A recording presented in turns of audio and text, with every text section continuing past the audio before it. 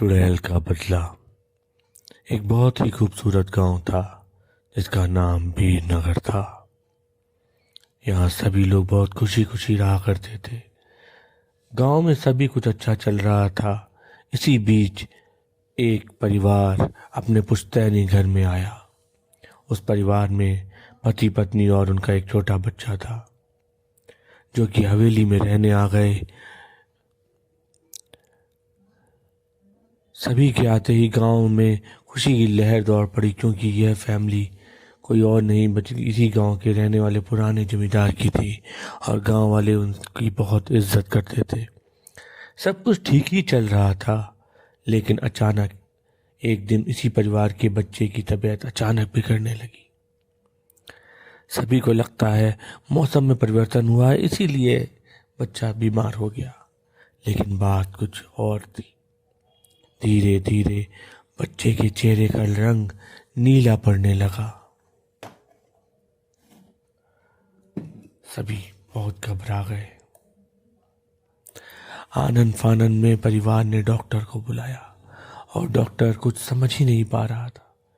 पहले उसे लगा कि किसी कीड़े ने काट लिया है, पर ऐसा कोई निशान बच्चे के शरीर पे नहीं था। बच्चे को पास ही बने एक हॉस्पिटल में भर्ती करा दिया गया। वहां उसके सारे के सारी जांचें हुई। बच्चे की बीमारी का कुछ पता ही नहीं चल पा रहा था। सब लोग बड़े असमंजस में थे कि बच्चे को आखिर हुआ क्या। गांव वाले बुजुर्ग सभी बहुत बच्चे की हालत देख के घबरा गए। उसी में गांव के एक बुजुर्ग महिला ने कहा कि मुझे ऐसा लगता है इसे किसी ओझा को दिखाना चाहिए। परिवार के लोगों ने उस बुढ़िया को अनसुना कर दिया। लेकिन जब तबीयत बिल्कुल ही नहीं समझ रही थी तो बच्चे की बात थी। आज भी गांव के लोग झाड़ फूंक पर इलाज पे अपना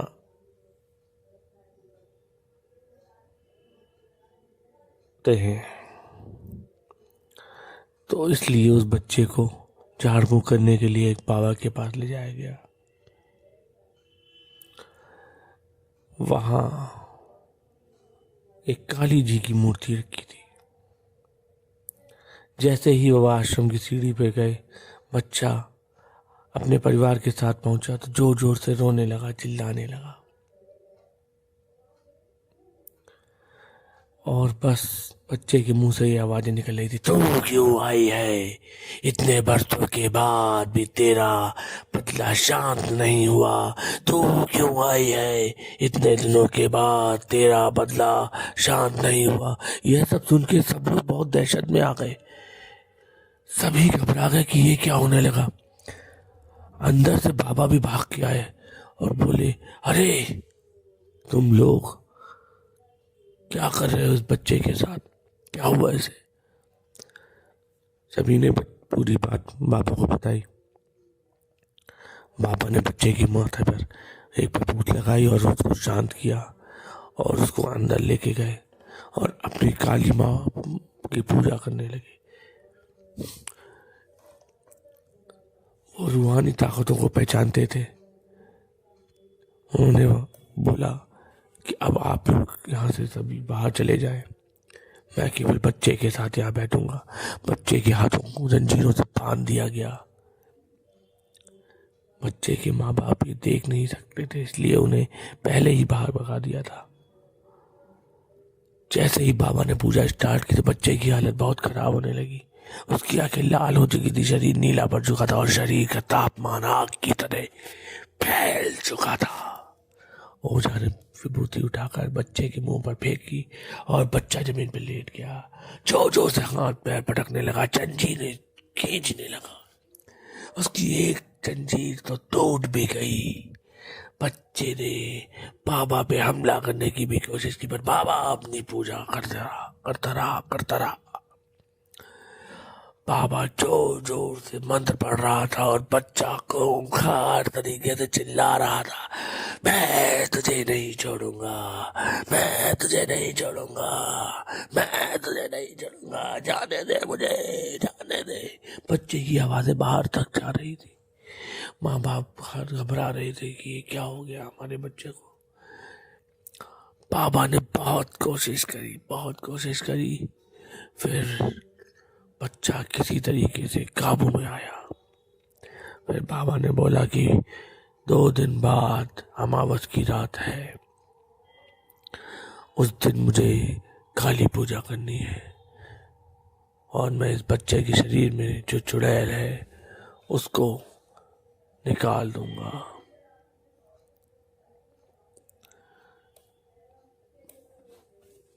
बच्चे के माँ बाप ने पूछा, बाबा इसके शरीर में ये चुड़ैल कैसे चली गई? बाबा ने कहा कि पुराने घर जो कि बंद पड़े रहते हैं वहाँ पे अक्सर भूत पिशाच कब्जा कर लेते हैं। बच्चे ने जब इस घर में प्रवेश किया तो सबसे कमज़ोर ये बच्चा ही था जिसके ऊपर वो हावी हो गई।